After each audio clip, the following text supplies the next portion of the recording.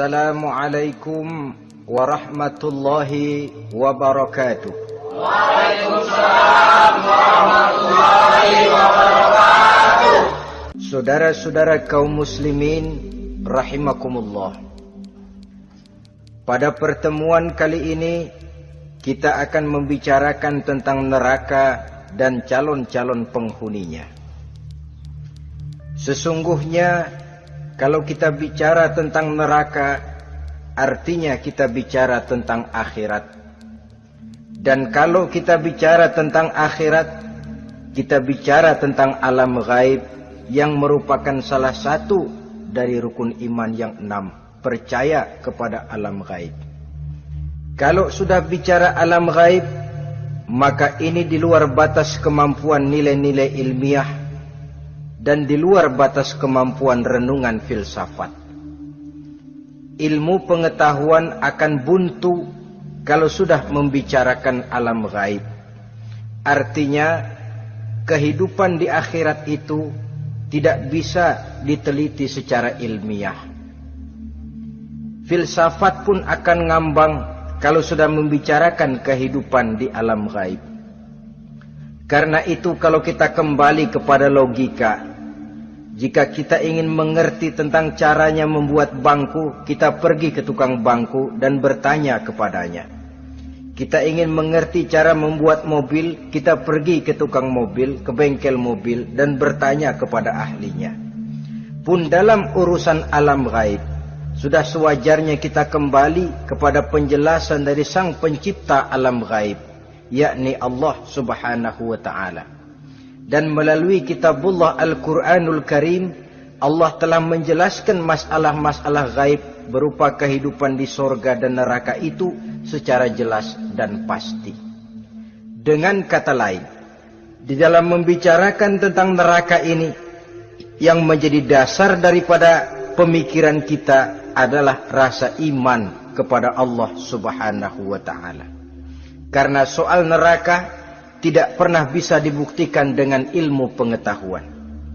Tidak bisa diselidiki sebab orang yang sudah pulang ke sana pun tidak pernah kembali lagi kemari untuk kita tanya bagaimana hal ihwal keadaan di sana. Saudara-saudara kaum muslimin rahimakumullah. Neraka dalam istilah Quran selalu disebut dengan narun, yaitu suatu tempat di akhirat nanti yang wujudnya berupa api yang bergejolak, bernyala dengan teramat dahsyatnya, sehingga dapat mengelupaskan kepala setiap orang dan menjulang ke hati. Diriwayatkan oleh Imam Bukhari dan Muslim bahwa Rasulullah sallallahu alaihi wasallam pernah bersabda, Narukum hazihi allati tuqiduna juz'un min 70 jazaan min harri jahannam. Qalu wallahi in kanat lakafiyatun ya Rasulullah. Qala fa innaha fadlat bi 69 jazaa. Apimu yang kamu pakai di dunia ini, kata Nabi, untuk memasak, untuk menyalakan lampu, api yang kau pakai di dunia ini cuma satu bagian kecil dari 70 kali bagian panasnya neraka jahanam. Sahabat waktu itu terperanjat lalu berkata, Wallah in kanat lakafiyatun ya Rasulullah. Ya Rasul, api di dunia ini saja sudah cukup untuk menghanguskan kami, untuk menghanguskan apa yang ada. Bersabda Rasulullah sallallahu alaihi wasallam, maka sesungguhnya api neraka itu dilebihkan panasnya dengan 69 kali daripada panasnya api di dunia ini. Jadi sepanas-panasnya api yang pernah kita rasakan di dunia ini, maka api di neraka nanti 69 kali lebih panas dari api yang kita rasakan paling panas di dunia. Hadis yang senada dengan penjelasan ini di samping Jawahirul Bukhari, kita bisa menemukannya dalam Mukhtasar Tazkiratul Qurtubi dan Mukhtasar Ibnu Abi Jamrah misalnya. Saudara-saudara kaum muslimin rahimakumullah. Sehingga boleh jadi seringan-ringan azab penduduk neraka di akhirat nanti, kata Nabi, seorang yang di telapak kakinya diletakkan kerikil neraka yang sangat kecil, lalu mendidih otaknya. Itu seringan-ringannya. Di tapak kakinya diletakkan kerikil neraka yang oleh karena panasnya lalu mendidih otaknya. Itu yang paling ringan, nggak apa-apa, cuma segitu aja. Di telapak kakinya ditaruh kerikil, otaknya lalu jadi mendidih karena menahan panas.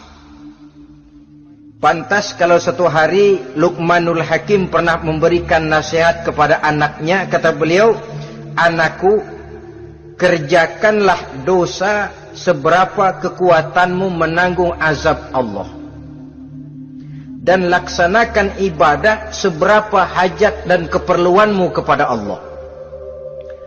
Berapa banyak hajatmu kepada Allah, begitulah kamu harus beribadah. Kalau kamu merasa tidak berhajat dan tidak perlu apa-apa kepada Allah, ya tidak usah ibadah." Logikanya kan begitu. Saudara-saudara, dalam hidup ini ada nggak yang nggak perlu kepada Allah? Ada nggak? Seluruh kita memerlukan Allah. Karena itu Luqman betul dengan bahasa diplomatis, "Anakku, kerjakan ibadah seberapa hajatmu kepada Allah. Makin banyak hajatmu kepada Allah, makin banyak hendaknya kamu melaksanakan ibadah. Tapi kalau kamu sudah merasa bisa hidup tanpa Allah, persilahkan kamu tidak usah ibadah. Sebaliknya, kerjakan dosa seberapa kekuatanmu menanggung azab siksaan Allah." Kalau merasa sudah belajar ilmu kebal, kira-kira di neraka nanti nggak apa-apa, persilahkan kerjakan dosa sebanyak-banyaknya. Tapi kalau masih berpikir, gua mah jangan dibakar di neraka, nginjek puntung rokok gua lompat. Kalau masih berpikir ke situ, ya hati-hati, saudara-saudara. Nah, sebagaimana surga, neraka pun ada pintu-pintunya. Dan yang melalui pintu-pintu itu sesuai dengan dosa yang dia kerjakan pada waktu kehidupannya di dunia ini. Jadi setelah manusia diadili, mereka kumpul di padang mahsyar beramai-ramai. Yang mendapat kitab di tangan kanan, yang selamat dari proses pengadilan, yang sudah nyata lebih banyak kebaikannya daripada kesalahannya, wajah mereka berseri-seri. Tapi yang rapotnya merah, yang timbangannya lebih banyak kejahatannya, mereka mukanya udah pada gulem. Di tengah itulah kedengaran pernyataan dari Allah Subhanahu wa ta'ala, "Salamun qaulan min Rabbir Rahim." Ada ucapan selamat dari Allah, Tuhan yang Maha Pengasih dan Maha Penyayang. "Salamun alaikum." Selamatlah kamu, wahai orang-orang yang kelak akan sampai ke surga. Yang lulus di pengadilan dapat ucapan selamat dari Allah. Tapi pada saat itu juga Allah mengatakan, "Wamtazul yawma ayyuhal mujrimun." Pada hari ini, semua orang-orang yang kurang ajar, supaya minggir. "Wamtazul yawma ayyuhal mujrimun." Orang-orang yang durjana, kelompok durhaka, para pembuat dosa, misah hari ini, minggir semuanya. Kamu akan digiring ke dalam neraka. Saudara-saudara kaum muslimin rahimakumullah. Baik mereka yang akan menuju surga, baik mereka yang akan masuk ke dalam neraka, sama melintasi satu jembatan yang melintang di atas neraka. Dalam surah Maryam ayat 71 dan 72. Walaupun jembatan itu tidak digambarkan secara jelas, tapi kita temukan penjelasan Allah sebagai berikut. "Wa inna minkum illa wariduha, kana ala rabbika hatman maqdiyya, thumma nunajjil ladzina taqaw wa nazaru adh-dhalimina fiha jasiyya. Saudara-saudara, dan tidak ada setiap orang pun kecuali mereka akan melalui api neraka itu.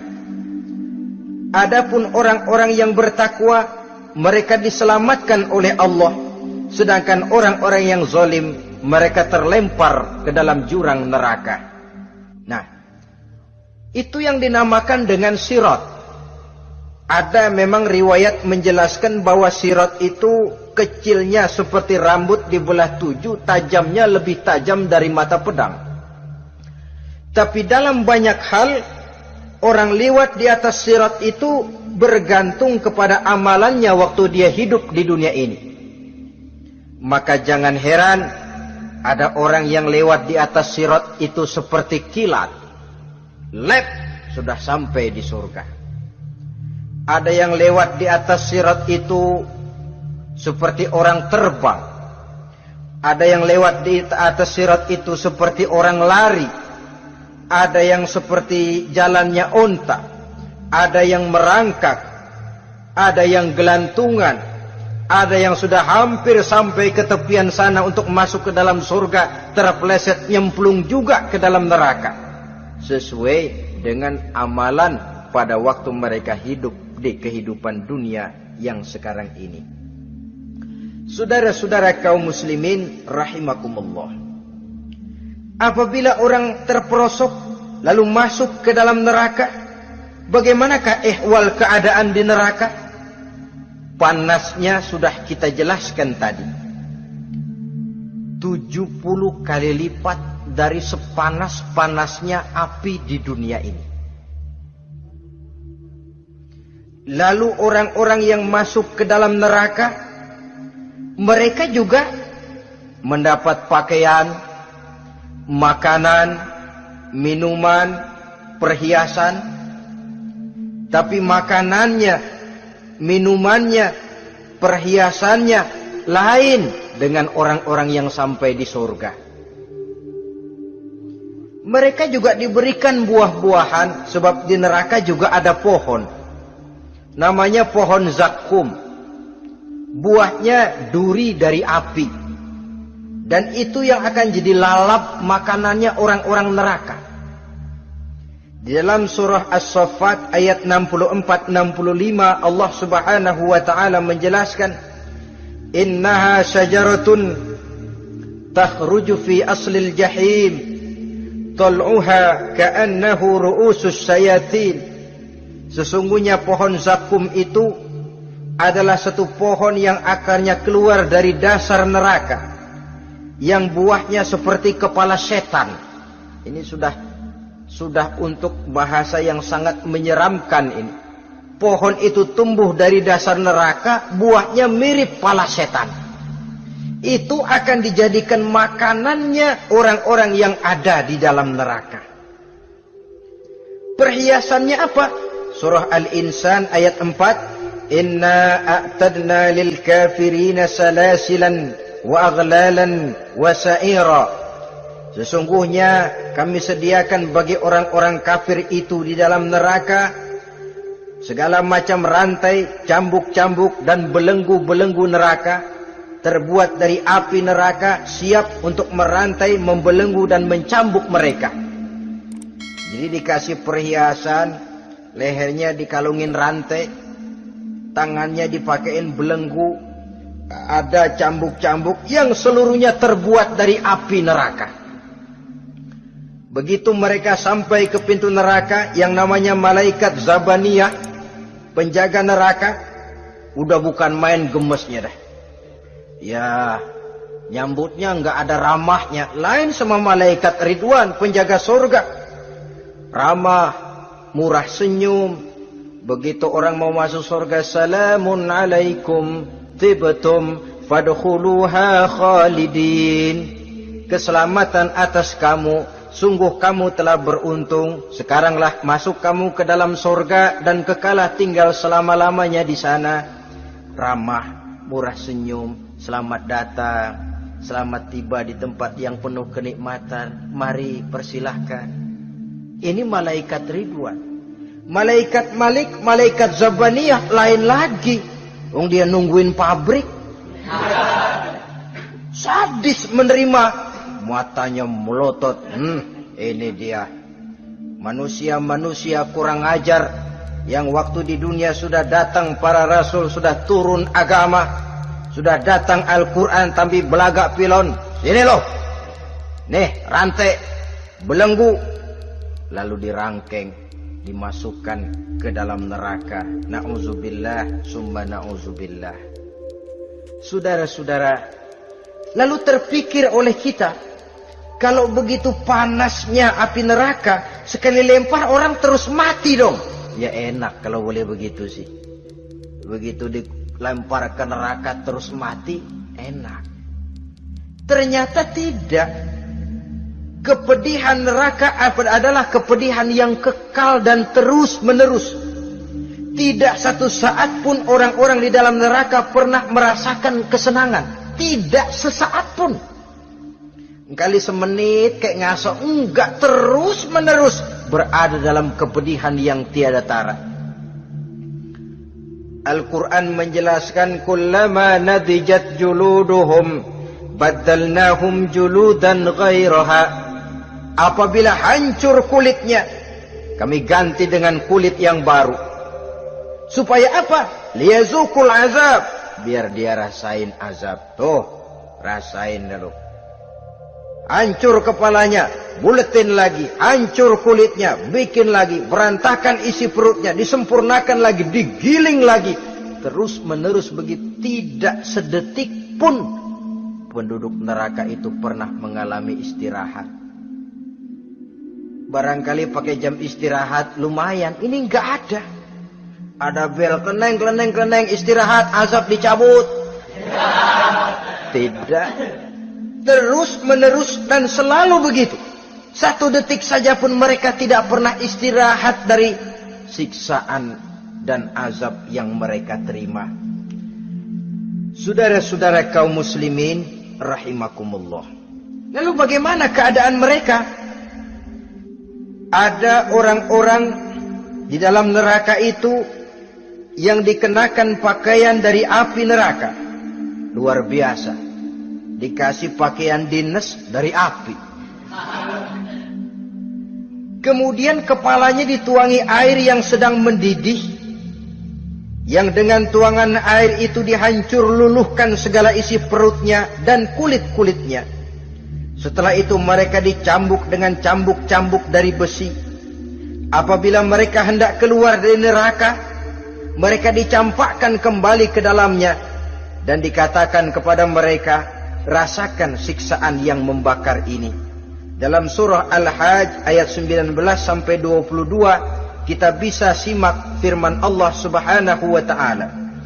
Fallazina kafaru qutti'at lahum siyabun min nar yusabbu min fawqi ru'usihimul jahim yus'aru bihi ma fi butunihim wal julud walahum maqami'u min hadid kullama aradu an yakhruju minha min ghammin u'idu fiha wa zuqu 'azabal hariq. Na'udzubillah summa na'udzubillah. Diberikan pakaian dari api, melolong, menyayat dia, memilukan, merintih dan meraung-raung. Lalu kepalanya diguyuri dengan air yang sangat mendidih. Hancur luluh isi perutnya. Masih dicambuk lagi dengan cambuk-cambuk dari besi. Mereka merambat. Mereka meraung. Mereka hendak lari. Mereka ingin keluar dari neraka. Tapi tiap kali mereka merambat ingin keluar, ditarik lagi. Kalau cara kita, ayo, mau kemana lo? Apa kata malaikat penjaga neraka? Zuku azabal harik. Rasa ini, makan pencarian lo waktu di dunia. Saudara-saudara, lalu ada pula siksaan penduduk neraka itu, di mana dahi, lambung dan punggung mereka dipanggang dengan api neraka. Allah Karim.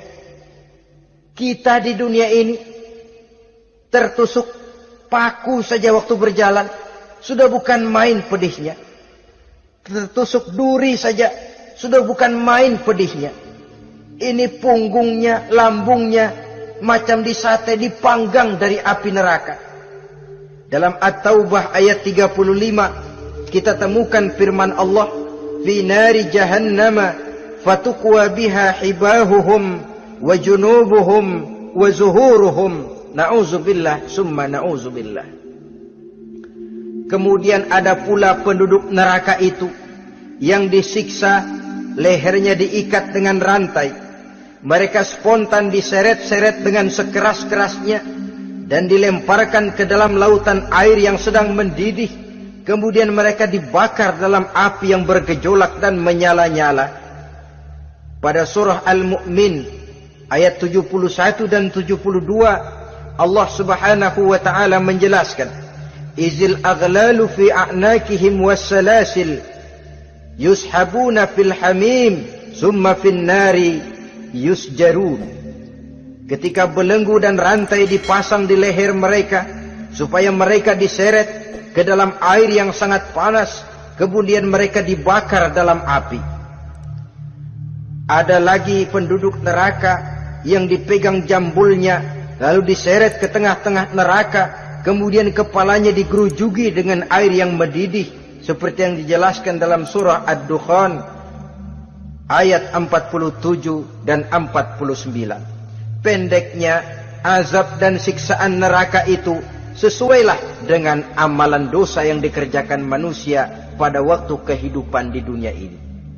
Maka dalam puncak perjalanan Mi'raj misalnya, kepada Rasulullah sallallahu alaihi wasallam diberikan berbagai macam penglihatan sebagai contoh dan tamsil dari kehidupan di dunia ini.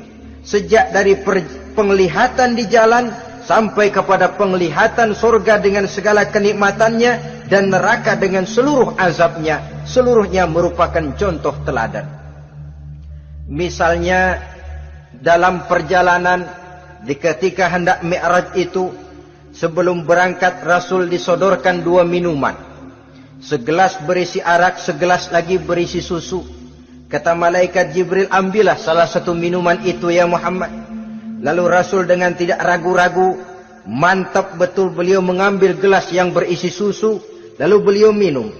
Setelah beliau minum itu, malaikat Jibril berkata, Shaddaqta ya Muhammad, engkau telah benar Muhammad. Laqad asabtal haq, pilihanmu tepat. Kenapa ya Jibril? Untung susu yang kamu minum Muhammad. Kalau arak yang kamu ambil, pasti umatmu bakal jadi umat yang teler semua. Ini pun satu contoh buat kita semua, bahwa dalam kehidupan kita selalu berhadapan dengan susu dan arak, berhadapan dengan hak dan batil, berhadapan dengan benar dan salah. Maka hati-hati kita jangan sampai salah pilih karenanya. Lalu yang ada kaitannya dengan persoalan kita, penglihatan yang diberikan Allah kepada beliau di neraka. Beliau melihat sekelompok orang dilontari kepalanya dengan batu dari api neraka. Tiap kali dilontari kepala itu hancur berkeping-keping, berantakan otaknya. Lalu dibulatkan kembali. Setelah kepala itu bulat kembali, disambitin lagi. Menjerit, meraung, merintih kesakitan, hancur kepalanya, berantakan otaknya. Lalu dibulatkan lagi, terus menerus begitu, tidak pernah berhenti. Sampai Rasul bertanya, ya Jibril, ini orang kenapa kepalanya dilontari dengan api neraka sampai hancur lalu dibulatkan kembali? Kata malaikat Jibril, ya Muhammad, itulah contoh daripada umatmu yang berat untuk sujud kepada Allah Tuhannya. Itulah contoh dari umatmu yang waktu hidup di dunianya tidak pernah mendirikan solat sama sekali. Sombong yang paling sombong adalah sombong kepada Allah. Artinya tidak mau sujud kepada Sang Maha Penciptanya. Jadi barangkali saudara punya cita-cita atau keinginan, saya mau yang ini saja, persilahkan, gak usah sembahyang. Lalu ada lagi sekelompok kaum, perutnya besar, sebesar rumah, dililit dengan kala dan ular dari api neraka, diseret-seret dia di jurang neraka. dipatoki ular, hancur perutnya, dibulatkan lagi perut itu, diseret kembali, hancur lagi, dibulatkan lagi, terus menerus seperti itu. Kata Nabi, ya Jibril, ini apa lagi? Kata malaikat Jibril, wahai Muhammad, inilah contoh daripada umatmu yang waktu di dunia suka makan riba alias renten dan suka makan harta anak yatim, suka ngobyekin anak yatim, sok jadi pengasuh anak yatimnya lapar, pengasuhnya yang pada kenyang. Saudara hadirin yang saya muliakan, orang yang makan riba alias renten, orang yang makan harta anak yatim, begitu gambaran yang diperlihatkan kepada baginda Rasulullah sallallahu alaihi wasallam. Sebagian lagi ada penduduk neraka yang kukunya terbuat dari tembaga dari api neraka. Panjang sangat kukunya itu, lalu mencakar-cakar mukanya sendiri. Hancur mukanya, berantakan, dicakari oleh kukunya itu, lalu dibulatkan lagi, dicakar lagi, hancur lagi, dibulatkan lagi. Pengangguran benar nih orang. Muka sendiri, dicakarin sendiri. Ya Jibril, ini tamsil apa Jibril? Ya Muhammad, itulah contoh dari umatmu yang pada waktu di dunianya enggak pernah rukun sama sesama saudaranya muslim. Suka nyari aib orang lain, suka ngejelekin orang lain, padahal orang lain itu saudaranya seakidah. Kan sama dengan nyakar muka sendiri namanya. Menepuk air di dulang, terpercik muka sendiri. Kejelekan saudaranya dikorek-korek, aib saudaranya diobral di pasar umum. Orang macam itu nanti tangannya akan tumbuh kuku panjang dari tembaga yang akan mencakar dan mengoyak-ngoyak mukanya sendiri. Itu kita bisa lihat nanti. Oh, ini yang waktu di dunia suka ngorek-ngorek kesalahan orang tuh lagi pada nyakarin mukanya. Oh, begitu. Saudara-saudara kaum muslimin rahimakumullah. Oleh karena itu Nabi ajarkan kita, tuba liman syaghalahu aibuhu an uyubin nas. Beruntung orang yang aib dan kekurangan pada dirinya menyebabkan dia sibuk sampai enggak sempat ngorek-ngorek aib dan kekurangan orang lain. Introspeksi. Beruntung orang yang celak dirinya menyebabkan dia sibuk dan tidak sempat ngorek-ngorek aib pada diri orang lain. Ada pula di antaranya dilihat oleh Rasul, di antara penduduk neraka itu orang yang lidahnya terjulur memanjang, kemudian dipotong lidah itu dengan gunting dari api neraka, menjerit dan memekik ia menahan sakit yang tiada tara, sampai Rasul bertanya kepada malaikat Jibril, kalau ini tamsil apa lagi ya Jibril? Kata malaikat Jibril, wahai Muhammad, inilah contoh dari umatmu, orang-orang yang waktu di dunia tidak pandai menjaga lidahnya, suka menggunjing orang, suka memfitnah orang, suka ghibah dan namimah, suka ngomongin orang di belakang yang bersangkutan. Maka hari ini lidahnya menjulur menjadi panjang dan dipotong dengan gunting dari api neraka.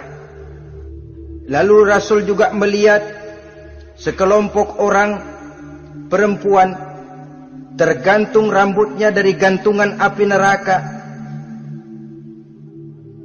kemudian dipanggang dari duburnya sampai ke atas kepalanya dengan tombak dari api neraka, meraung dan merintih serta mengeluarkan nanah dari kemaluannya.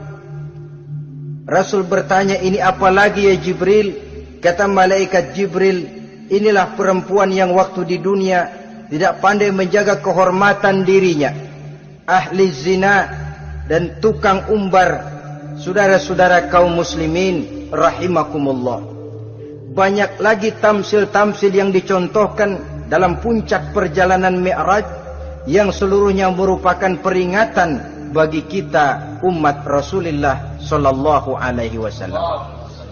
Kemudian sekarang marilah kita bicarakan neraka itu satu demi satu. Yang pertama, dan ini yang paling dikenal orang, neraka Jahannam atau naru Jahannam. Siapa yang dijelaskan Allah akan menjadi penghuni neraka Jahannam ini? Pertama dalam surah Al-Ankabut ayat 68. Wa man azlamu mimman iftara 'ala Allahi kadziban aw kadzdzaba bil haqqi lamma ja'ahu alaysa fi jahannam maswal lil kafirin. Adapun orang-orang yang zalim kepada Allah, mendustakan ayat-ayat Allah dan mendustakan kebenaran setelah datang kebenaran itu, bukankah neraka Jahannam merupakan tempat kembali bagi orang-orang kafir? Jadi dalam Al-Ankabut ayat 68 ini dijelaskan, penduduk neraka Jahannam itu pertama adalah orang-orang kafir. Siapa orang kafir? Menurut keyakinan akidah kita, setiap orang di luar Islam adalah kafir.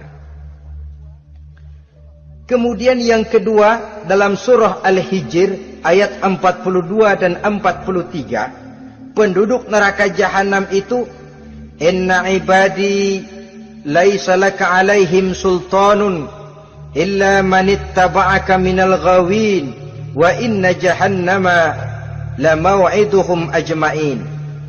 Sesungguhnya hamba-hambaku tidak akan bisa kamu kuasai, hai iblis, kecuali mereka yang mengikuti tipu dayamu. Sesungguhnya neraka Jahannamlah tempat mereka seluruhnya. Kalau kita perhatikan ayat ini, maka penghuni neraka Jahannam yang kedua adalah para pengikut setan. Para pengikut setan dengan seluruh ajaran-ajaran yang dilancarkan oleh setan. Padahal pada saat hendak masuk neraka, setan jelas cuci tangan. Tugasnya cuma bagaimana mencari pengikut sebanyak-banyaknya yang akan nemenin dia di neraka nanti. Tapi pada saat orang digiring ke dalam neraka, setan cuci tangan. Mungkin orang menuntut, setan, gue ngikutin lu, sekarang kenapa jadi kemari? Nah, gue bilang juga apa? Kata setan, gue bilang juga apa, lu kenapa ngikutin? Dan setan ini menebar ranjau dalam segala bentuknya, dengan segala macam caranya. Para pengikut setan yang menjauhi tuntunan agama, memperturutkan hawa nafsunya. Setan membisiki manusia lewat minuman keras. Setan masuk manusia lewat judi, lewat zina, lewat kenikmatan yang melalaikan orang dari kehidupan akhirat dan selanjutnya, dengan segala macam jalan. Kadang-kadang dalam ibadah setan juga masuk. Kalau tidak ditimbulkannya takabur, ditimbulkannya sikap ujub dalam diri kita.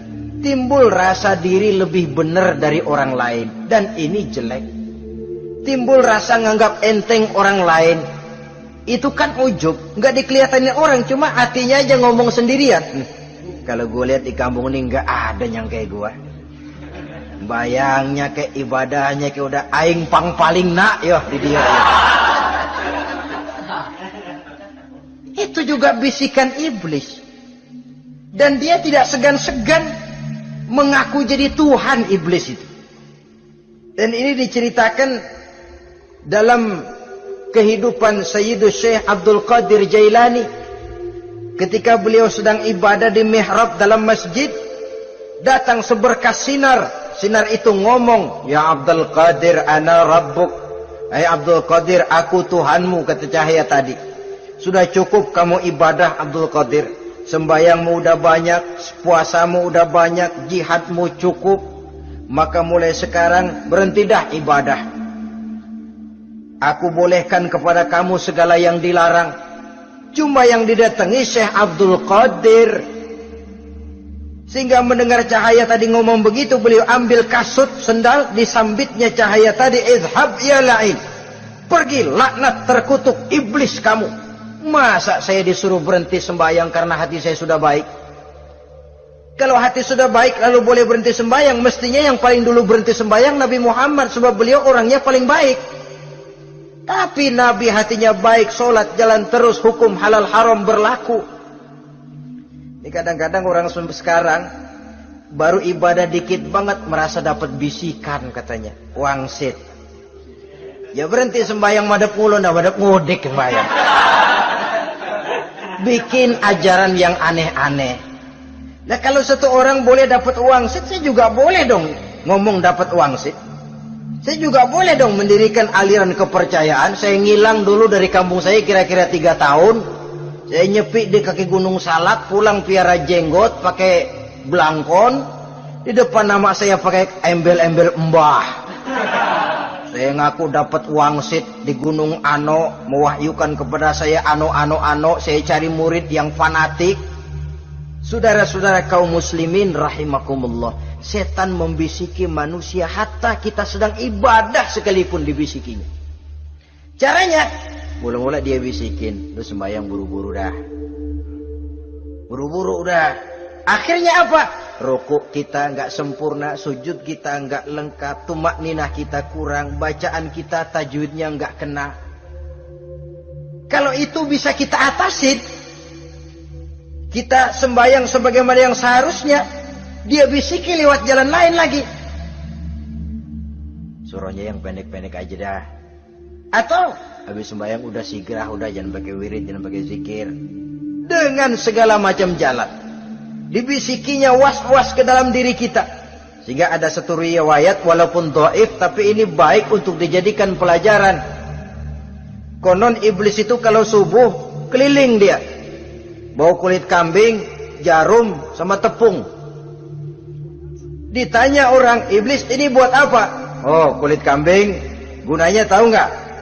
Kalau begitu subuh, sudah muazin bilang, as-salatu khairum minan naum. Salat lebih baik daripada tidur.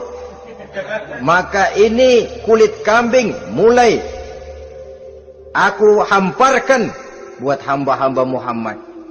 Jadi begitu dengar azan, cuma udah bikin anget udah tidur. Kenapa? Kulit kambing belis masuk. Saudara-saudara, lalu kata orang tadi lagi, lah kalau tepung buat apa itu? Oh, tepung itu kalau umat Muhammad mau baca Quran, baca kitab, mutolaah, gua aurin tepung matanya biar dia sepet. Makanya kalau sudah ngaji, baca Quran, bawaannya udah ngantuk aja ngantuk. Oh begitu, iya. Nah kalau duri paku itu buat apa? Nah ini duri paku. Kalau umat Muhammad mau hadir di majelis taklim, mau pergi ngaji, mau duduk iktikaf di masjid, gua pasangin paku di pantatnya. Jadi kalau sudah duduk di masjid, kelasat, klesek. Hadir di majelis taklim, kelasat, klesek. Bawaannya mau udahan melulu. Itu duri-duri dan paku-paku yang memang ditebarkan oleh iblis. Saudara-saudara kaum muslimin rahimakumullah, jadi para pengikut setan dengan segala macam perangkapnya ini pun, ya perangkap setan itu ya dunia. Dunia itu ya isinya harta, tahta, wanita. Kan perangkap dunia itu. Harta, tahta, wanita, ini sering bikin orang buta. Perangkap dunia dan merupakan perangkap setan sekaligus. Nah, yang ketiga, penghuni neraka jahanam adalah para pembuat dosa, orang-orang yang durhaka. Dalam Toha ayat 74 Allah menjelaskan, innahu may ya'ti rabbahu mujriman fa inna lahu jahannam. Sesungguhnya orang-orang yang datang menghadap Allah dengan berlumuran dosa, maka sesungguhnya bagi mereka adalah neraka jahanam. Dan yang keempat, penghuni neraka jahanam orang yang kufur nikmat. Tidak cuma kufur iman, tapi kufur nikmat bisa menyebabkan orang masuk neraka jahanam. Belum pernah merasakan dalam hidupnya bahwa Allah memberikan nikmat kepadanya, bagaimanapun besar karunia dan nikmat itu. Dalam surah Ibrahim ayat 28-29 Allah menjelaskan, alam tara ilal ladzina baddalu ni'matallahi kufran wa ahallu qaumahum darul bawar jahannama yaslaunaha wa bi'sal qarar. Tidaklah engkau perhatikan, tidaklah kau lihat orang-orang yang mengganti, menukar nikmat Tuhannya dengan kekufuran. Diberikan nikmat berupa Islam, digantinya dengan kekufuran. Dia tidak tahan kesengsaraan dunia lalu memilih kesengsaraan akhirat. Padahal kesengsaraan akhirat lebih abadi dari kesengsaraan dunia. Ada orang yang gak tahan miskin dunia, lalu menjatuhkan pilihan lebih memilih miskin akhirat. Ya Allah, keliru besar. Karena gak tahan hidup miskin di dunia, ada yang nawarin ngasih supermi 3 bungkus, iman telap. Ada yang ngasih beras, pindah agama. Ada yang bawain pakaian bekas, tukar akidah, pindah iman. Innalillah. Ditukar kemiskinan dunia dengan kemiskinan akhirat. Padahal kemiskinan dunia berapa tahun? Setahun umur manusia. Sepanjang-panjang umur orang sekarang kan. 100 tahun udah jarang umur orang sekarang. 70 aja udah cakep tuh. Sebenarnya kalau 70 tuh ada jatah lebih tuh, 7 tahun. Kalau ikut Nabi 63 tahun kan, Nabi wafat. Kalau kita sudah umur 70 tuh ada jatah ekstra 7 tahun. Oh ya, dimanfaatkan baik-baik mestinya. Taruhlah kemiskinan dunia, bagaimanapun melaratnya dunia, bagaimanapun sengsaranya dunia, cuma sebatas umur kita. Tapi kalau nikmat Islam ini harus kita tukar dengan yang lain. Badalu nikmatallahi kufran, menukar mengganti nikmat yang diberikan Allah dengan kekufuran. Artinya kita menukar kemiskinan sementara dan kita memilih kesengsaraan dan kemiskinan abadi. Di akhirat kita miskin, di neraka kita miskin, miskin abadi. Di neraka kita sengsara, sengsara abadi. Saudara-saudara kaum muslimin rahimakumullah, itu neraka jahanam. Yang kedua dinamakan neraka jahim. Siapa mereka ini para penghuninya? Siapa mereka ini para penghuninya? Pertama dalam surah At-Takasur, yaitu orang-orang yang bermegah-megah dengan dunia, menumpuk-numpuk harta, lalu lupa dengan kesibukan harta itu, lupa kepada kehidupan yang akhirat nanti. Alhaakumut takasur hatta zurtumul maqabir kalla sawfa ta'lamun summa kalla sawfa ta'lamun kalla law ta'lamuna ilmal yaqin latarawunnal jahim. Kamu telah lalai akibat apa? At-takasur. Ini penyakit pertama yang menyebabkan orang sampai ke neraka jahim. Penyakit takasur. Dan itu penyakit zaman sekarang. Berlomba-lomba dengan kemegahan materi, berlomba-lomba dengan kemegahan dunia. Padahal kalau urusan itu kita berlomba, tidak akan pernah sampai finish. Percayalah itu, tidak akan pernah finish. Sebab kemegahan dunia siklus, lingkaran setan. Kita anggap kalau punya duit 1 juta tenang, punya 1 juta berubah pikiran, lain lagi. Kita anggap kalau punya mobil enak, sudah punya mobil, lain lagi problemnya. Kita anggap kalau rumah sudah gedung, enak hidup, punya rumah gedung, lain lagi problemnya. Makanya pesan Nabi, kalau ingin hidup tenang, urusan dunia lihat ke bawah, urusan akhirat lihat ke atas. Sering dicontohkan kalau punya mobil, bilang alhamdulillah kita punya mobil, tangga kita cuma punya motor. Kata yang punya motor, syukur banget kita punya motor, tangga kita punya sepeda doang. Kemana-mana kekejek mulu, dayung. Kata yang punya sepeda, alhamdulillah kita punya sepeda, tetangga kita cuma jalan kaki, kemana-mana ngetuk mulu. Kata yang jalan kaki, alhamdulillah masih bisa jalan, tangga kita sebelah lumpuh bertahun-tahun gak kemana-mana. Kata yang lumpuh, alhamdulillah masih hidup, tangga kita kemarin mati gak balik lagi. Itu dalam urusan dunia. Sehingga sifat takasur ini hilang. Tapi urusan akhirat, lihat ke atas.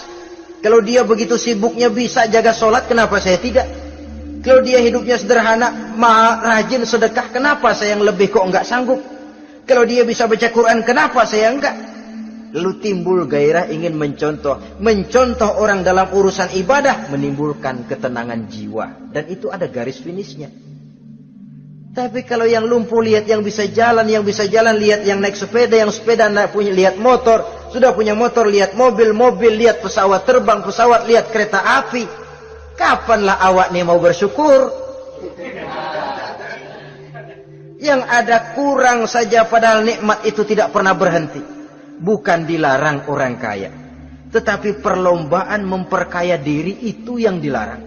Karena kalau sudah perlombaan namanya jor-joran sifatnya. Prinsipnya tujuan menghalalkan cara ini yang dijaga oleh agama. Saudara-saudara, selain penyakit takasur yang menyebabkan orang sampai ke neraka jahim, juga perbuatan durjana. Dalam Al-Infitor ayat 13-14, innal abrara lafi na'im wa innal fujjara lafi jahim. Orang-orang yang berbakti, berbuat kebajikan, mereka akan mendapatkan neraka surga naim.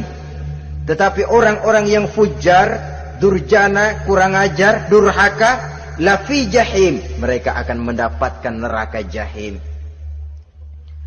Lalu siapa lagi penghuni jahim itu? Orang-orang yang menentang dan menantang ayat-ayat Allah. Wallazina sa'au fi ayatina mu'ajizin ulaika ashabul jahim.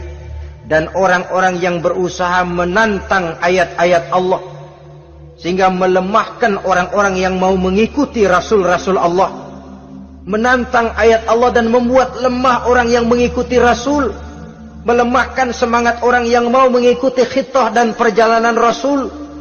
Mau membangun masjid, iya berat, jangan. Jangan aja kapok. Majelis taklim pahit, ngaji berat, melemahkan ini. Sudah dia rusak, merusak lagi. Kalau rusak kan cuma sendirian. Ini tidak, sudah rusak, merusak. Mu'ajizin, melemahkan orang-orang yang mau mengikuti ayat-ayat Allah. Dan itu tidak jarang zaman sekarang ini. Orang yang melemahkan semangat kita dalam berjuang menegakkan kebenaran. Kita yakin Islam agama yang benar, kita yakin Islam agama yang sempurna. Ada saja orang yang melemahkan semangat kita, yang berteori bahwa ada ayat-ayat Quran yang tidak relevan lagi dengan situasi dan kondisi, yang berteori bahwa Nabi Muhammad cuma sebagai manusia biasa yang tidak terlepas kemungkinan dari salah. Pendeknya melemahkan nilai-nilai semangat kita untuk memperjuangkan Islam ini. Ini pun termasuk mu'ajizin.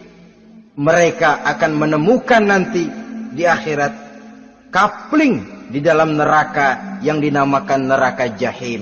Na'udzubillah summa na'udzubillah. Yang ketiga, saudara-saudara, di antara nama neraka itu adalah neraka hawiyah. Siapa penghuni neraka hawiyah ini? Dalam surah Al-Qari'ah ayat 8-11 dijelaskan secara simpel, wa amma man khaffat mawazinuhu fa ummuhu hawiyah. Adapun orang-orang yang ringan timbangan kebaikannya, maka tempatnya adalah neraka hawiyah. Artinya orang ini lebih berat timbangan kejahatannya, sedikit kebaikannya, sehingga jadi ringan di timbangan akhirat nanti. Solat, puasa, zakat, tapi dosa yang dikerjakan masih lebih banyak ketimbang kebaikan yang dikerjakannya itu. Maka orang semacam ini apabila tidak mendapat syafaat, maka dia akan masuk ke dalam neraka yang namanya neraka hawiyah. Lalu yang keempat, neraka wail.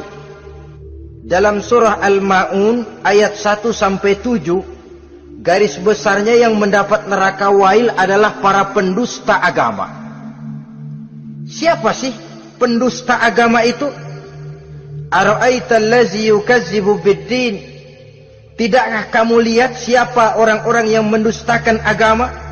Mendustakan agama, beragama tapi bohong, solatnya bohong, hajinya bohong, puasanya bohong, mendustakan agama.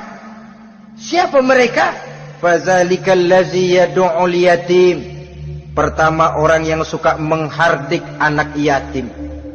Anak yatim yang lemah, anak yatim yang tidak berdaya, yang hidup dipayungi kemiskinan dan kekurangan, bukan ditolongnya, malah dihardiknya. Jangan lupa, saudara yang sudah 2-3 kali pergi ke Makkah, saudara yang khusyuk dalam sujudnya, saudara yang mantap dalam puasanya, mungkin saja bisa terhalang masuk ke dalam surga, karena di samping rumah saudara ada anak yatim merintih menahan lapar dan haus. Saudara tahu, saudara mampu, tapi saudara diam saja, tidak mau mengulurkan tangan. Mungkin itu yang akan mengganjal saudara untuk masuk ke dalam surga. Wala yahuddu ala tu'amil miskin. Mereka membiarkan fakir miskin, tidak memberikan makan. Kemudian fawailul lil musallin. Mereka juga melalaikan solat. Allazina hum an solatihim sahun. Allazina hum yura'un. Mereka juga riak di dalam amalnya. Saudara hadirin kaum muslimin rahimakumullah, melalaikan solat, kemudian riak dengan amalnya, termasuk amalan solatnya. Kalau jadi imam, bahasanya dibuat sepasih-pasihnya, surahnya yang panjang-panjang, paling pendek sabbihis sama wadduha. Tapi kalau solat sendirian cukup qul huwallahu ahad sama inna a'tainakal kautsar. Hilang lagi nilai keikhlasannya. Dan terakhir, mereka enggan untuk membayar zakat. Yang memenuhi ciri-ciri inilah yang dikatakan sebagai pendusta agama. Menghardik yatim, membiarkan fakir miskin, melalaikan solat, riya, dan enggan membayar zakat. Mereka divonis mendapat neraka wail. Seperti dalam surah Al-Ma'un ayat 1 sampai dengan 7. Saudara-saudara kaum muslimin rahimakumullah. Yang kelima, neraka sa'ir. Neraka sa'ir ini pertama buat mereka yang memakan harta yatim. Kalau tadi tidak mau membantu, ini malah membantu tapi tujuannya malah ngobyekin anak yatim. Mereka yang memakan harta yatim dalam An-Nisa ayat 10. Innal ladzina ya'kuluna amwalal yatama zulman innama ya'kuluna fi butunihim nara wa sayaslawna sa'ira. Sesungguhnya orang-orang yang memakan harta anak-anak yatim dengan zalim, mereka sebenarnya telah memakan neraka, memasukkan api neraka ke dalam perutnya. Mereka akan dilontarkan ke neraka sa'ir. Selain itu, orang-orang yang mengingkari apa yang diturunkan oleh Allah Subhanahu wa ta'ala, mengingkari kebenaran Quran, mengingkari Rasul, pendeknya mengingkari Islam, dijelaskan dalam surah Luqman ayat 21. Yang keenam, saudara-saudara, yang dinamakan dengan neraka laza namanya.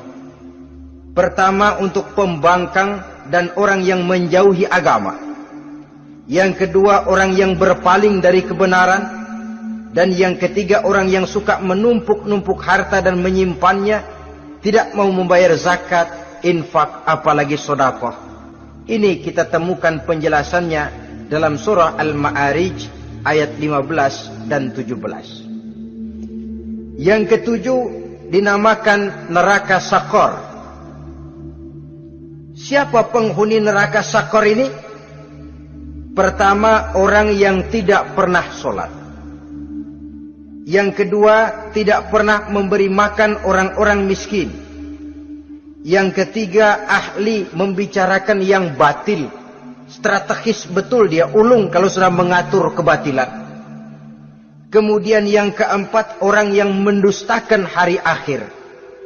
Dalam surah Al-Muddatsir ayat 42 sampai 47, kepada penduduk neraka Sakor ditanya, "Ma salakakum fis Sakor?" Apa yang menyebabkan kamu masuk ke dalam neraka Sakor?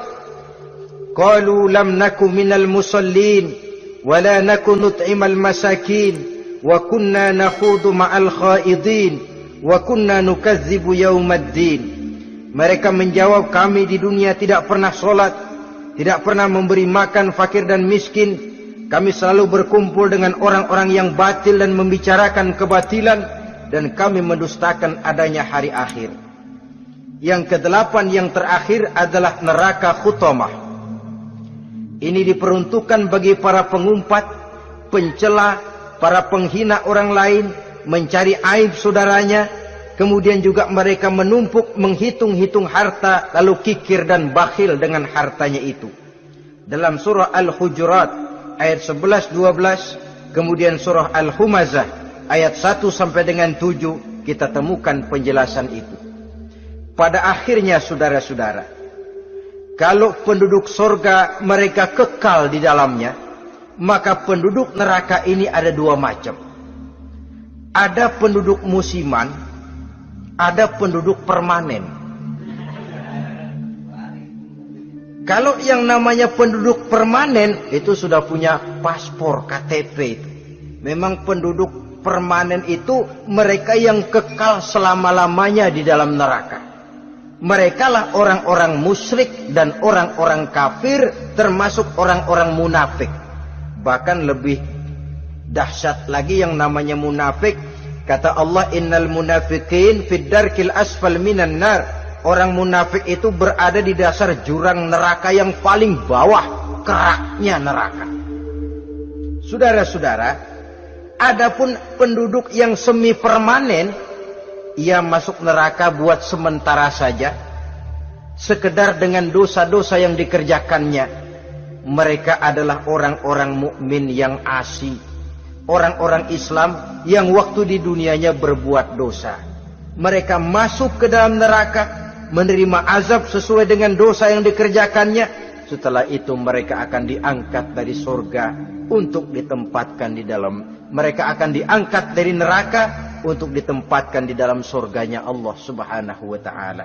Seperti banyak dijelaskan dalam hadis-hadis sahih yang diriwayatkan oleh Imam Bukhari dan Muslim. Nah, inilah sekelumit tentang neraka dan calon-calon penghuninya. Mudah-mudahan Allah jauhkan kita, Allah jauhkan anak cucu kita, Allah jauhkan seluruh keluarga kita dari neraka dan dari azab neraka. Terima kasih dan mohon maaf. Wassalamualaikum warahmatullahi wabarakatuh. Waalaikumsalam warahmatullahi wabarakatuh.